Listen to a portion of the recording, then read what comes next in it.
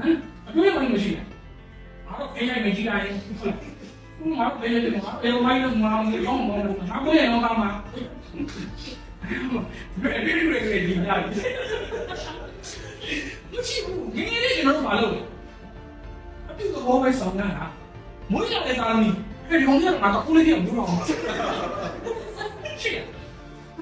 ငါကလည်းငါကကိုလေးကြီးအောင်မေးရတဲ့ကိုလေးကြီးအောင်ဘူးတော့မယ်ရှိရအဲ့လို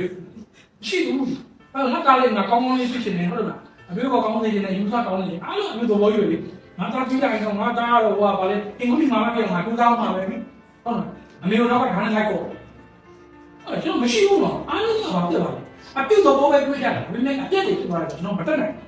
အဲ့အရာရာမမှတ်တာပါ creating a positive environment ဘလို့ပဲဖြစ်နေပါလေကောင်းတဲ့ပတ်ဝန်းကျင်ဖြစ်အောင်ကျွန်တော်ဆောက်မကောင်းတဲ့အချိန်မှာအကောင်းတွေကိုတွေးပြီးအကောင်းတွေကိုဆောက်တယ်ဒါပေမဲ့အရင်ကအကောင်းမမြင်နေဘူးနော်တဲ့ဘာဖြစ်လို့ကောင်းလာစီတာဖြစ်သွားတယ်နော်ဒါပြန်လာတယ်ကောင်းတယ်ငါလေးတော့လိုက်တာဒီကနေ့ကောင်းနေပါဝိုင်းတဲ့တာဒီ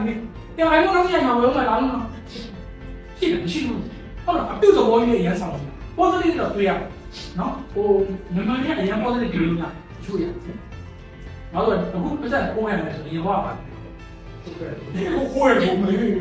နော်ဟိုဒီနေ့ပြန်ပေါ်လာပြီလို့နော်ကံကောင်းပါအရင်ကလုပ်ခဲ့တဲ့ကောင်နော်ငါတို့ဒီဘက်ခံနေဟုတ်ဒီဘက်ကနေပြန်လို့မဆိုရင်ဘုဆိုတာပဲနောက်ဘက်မဟုတ်ဘူးချစ်ချင်းနေတာငါတို့ဘာလို့တော့မသိ